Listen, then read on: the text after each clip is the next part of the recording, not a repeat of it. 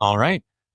Elizabeth Paul, welcome to the Breaking and Entering Advertising podcast. How are you doing today? I'm good. Thanks for having me. I'm excited to be here. Of course. Where is here? Where are we right now? Tell the listeners. Yeah. So we are at the venue in the Hard Rock in Times Square, which is the headquarters for the New York Comedy Festival.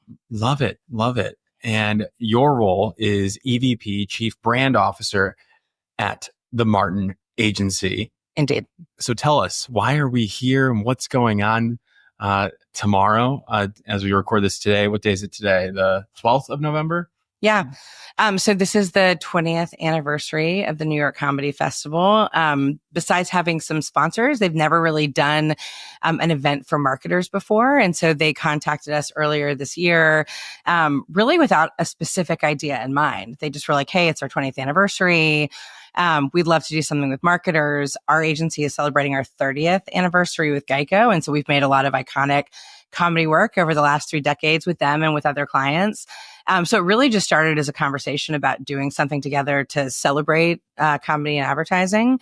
And I'm a strategist first and foremost. And so as a strategy nerd, I've seen all the data on the decline of humor in advertising, and knowing that, it seemed like, there's like a swelling industry interest in the resurgence of comedy. It certainly can. Introducing the comedy categories this year is all well and good, but if we don't talk about why humor is not being used, the odds of it resurging are low. And so we did kind of a little bit of a test balloon event at Cannes this summer, where we talked about the barriers to comedy with the Comedy Festival, our CEO, Danny, and for marketers that we either work with or are friends of the agency. So Geico, Axe, Oreo, and Andy from Liquid Death. And we had such interest in that, that it seemed like there was appetite for more content. And so here we are at the Comedy Festival. Gotcha. And what will tomorrow look like? So tomorrow is a half day of programming. It's a mix of main stage talks, fireside chats, panels, some live stand-up, a live brief by one of the marketers on stage, and then an hour or two later, stand-up comedians will come back and they will deliver sets against the brief.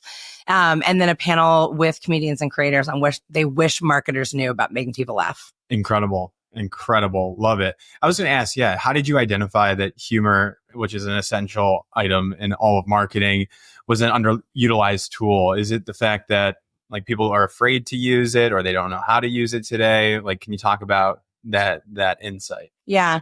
Well, a lot of, if you look at some of the most famous ads of all time, a lot of them are funny, right. Not exclusively, but they probably over-index in humor.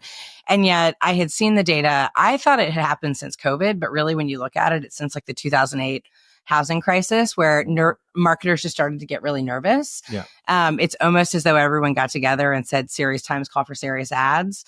And so there's just been this decline in comedy, ironically, at the same time that you've had the rise in purposeful advertising.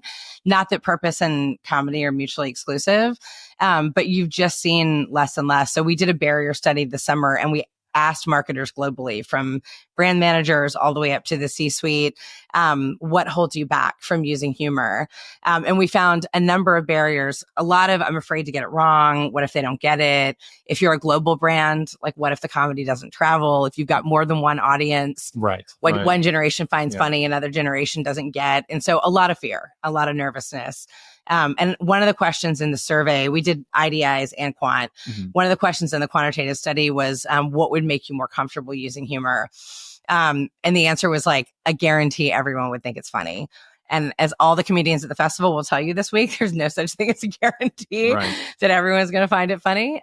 So the thought was, if we convene a room full of marketers who are interested in humor and they can see the data and learn from marketers that are using comedy really well, hopefully it will get them comfortable to start, dialing up the comedy in their own work. Gotcha. So do you have brand marketers showing up tomorrow? Yeah, we've got a really great mix. We've got, Ahenya Zalis, who's the global brand lead on Oreo, is going to do a main stage talk on how to make comedy that travels all around the world. How do you manage knowing that different markets have different senses of humor, different cultural mores? She's going to talk about that. We've got a fireside chat on making people laugh in the Super Bowl, which is one of the few stages where 7 out of 10 ads aim to make people laugh. We've got Georgie Jeffries from Uber Eats, who, was on the ad meter this year with, you got to forget something to Yep. remember something. Yep. And Peter Berg, the director, he's made a lot of iconic Super Bowl advertising, and then obviously like Friday Night Lights and other hits like that. We have Olipop, EOS, just a great range of marketers talking about humor that really crosses category, from food to consumer goods to consumer durables up to services. So it's a good mix. Love it. It sounds amazing. And I guess, do you see this event as the beginning of a larger movement to bring humor back into the forefront of advertising, or maybe even beyond that? Yeah. I mean, I certainly hope we're a part of that conversation. I think it would be hubris to suggest that like we are alone at the vanguard, of bringing humor back to marketing. I think you can see bright spots in a lot of different places, from Cannes to Kantar to more marketers experimenting and seeing that celebrated. But I felt like there was a missing piece of the conversation, which is, what are the barriers and how do you navigate them? And as a strategist, I'm a big believer that in pain points, there's purpose. And so by identifying some of those pain points for marketers and hopefully helping them figure out how to navigate them so that they've got brand safety, they've got, comedy that travels, et cetera, we'll actually have what we need as an industry to start seeing more humorous work. Gotcha. Love it. What are some of your favorite ads you've either worked on or seen recently, or just in the history of your career? Yeah, one of the things that we put together, during the interstitials, whenever speakers are transitioning, we've got these reels of like some of the funniest ads of all time. And that was actually really fun to put together. There are a lot of Martin bangers on that list. Sure. There's the wonderful wide world of Geico.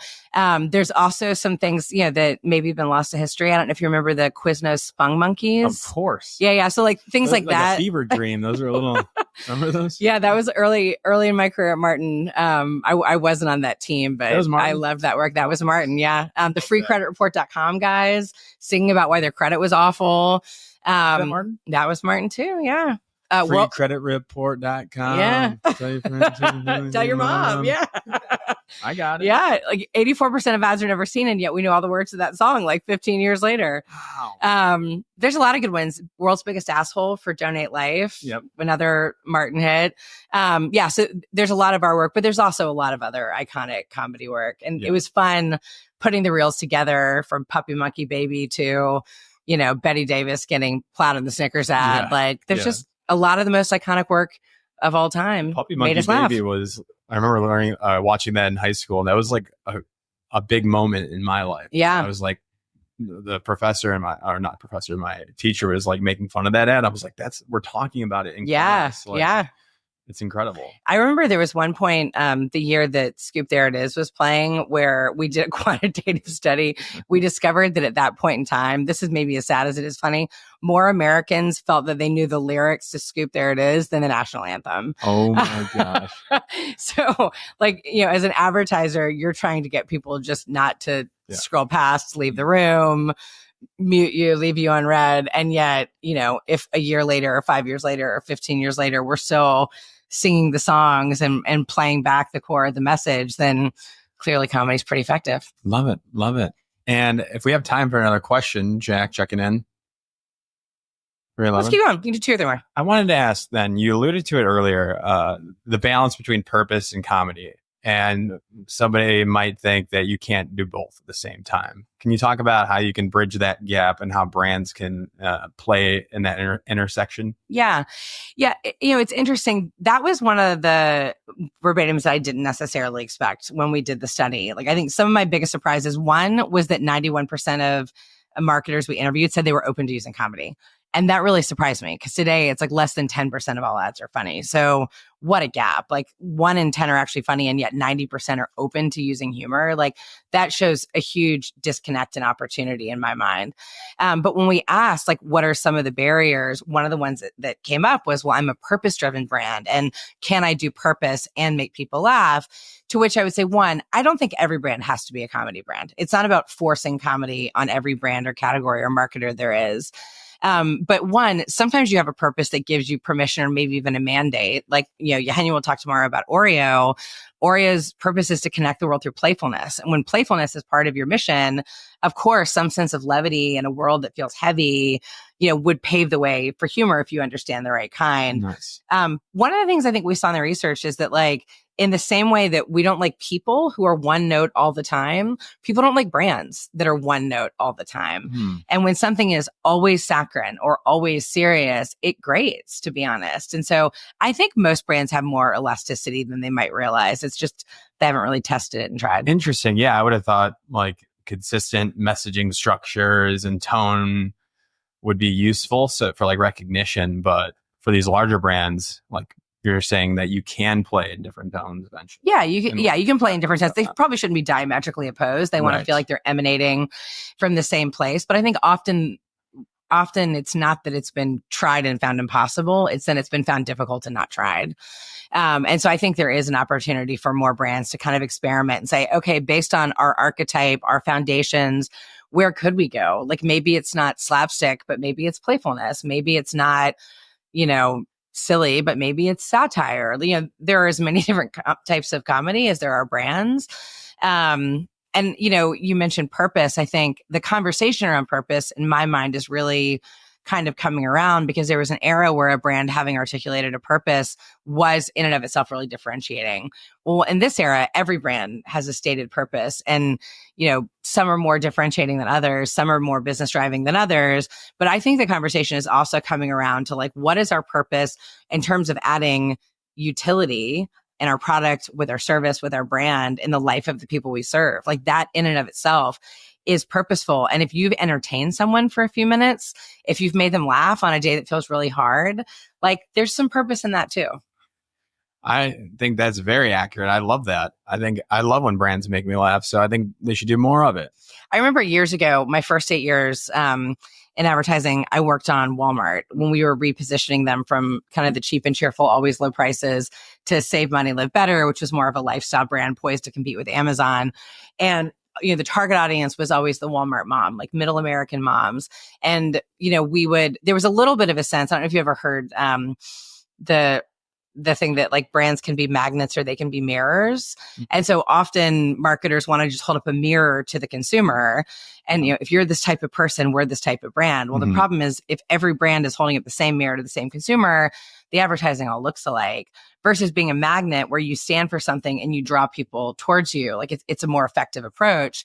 And so in our focus groups, we were doing a lot of, I would say, mirror advertising of showing the middle American mom shopping for the back to school supplies or putting the presents under the tree, all valuable. But we started asking in some of the focus groups, as like a last question of the moms, what are your favorite ads? Like either first or last, not talking about our ads, but just in general. And I was amazed how many of them named like Budweiser, Geico, like ads and campaigns that weren't even necessarily targeted specifically at them. In some cases they were, in some cases they weren't, but they just entertained them like as humans. And it was just a good reminder that like, just because you're a mom doesn't mean you only want to hear mom jokes or you only want to talk about getting stains out of your twin set. Moms need to laugh just as much as anybody. True that. Well, I got it. All right. I understand. Is there anything else that we need to tell the people out there? Come on out. I think we're mostly sold out, but we've stowed away a couple seats. So if you desperately want to come, hit us up. And then lastly, this is the first year, we've ever done this. The Comedy Festival hasn't done anything like this. We're already getting the question a lot. Like, is this the first year? Are you going to do it again next year? The answer is maybe. We're going to see how the first one goes. But yeah, we'll keep you posted. Amazing. Can't wait. All right. Thanks for having me, guys. Of course.